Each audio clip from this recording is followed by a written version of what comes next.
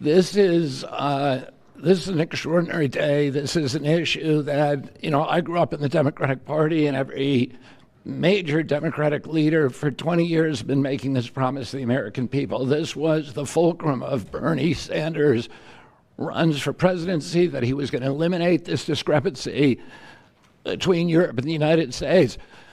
But as it turns out, none of them were doing it. It's one of these promises that politicians make to their constituents, knowing that they'll never have to do it. And the reason they'll never have to do it is because they know that Congress is controlled in so many ways by the pharmaceutical industry, but he can't be bought, unlike most of the politicians in this country.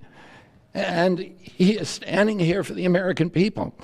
I don't know what, there's writers like Lord Elizabeth Warren or Robert Reich who are saying that President Trump is on this side of the oligarchs.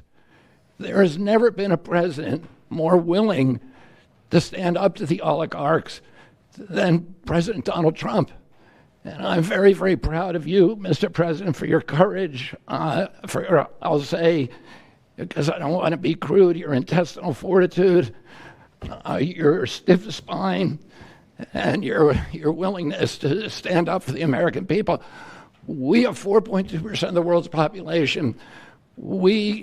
Our country represents 75% of the revenues for pharmaceutical companies. What President Trump is saying to our European partners is, you've got to raise the amount that you're paying for those drugs and pay for your share of the innovation.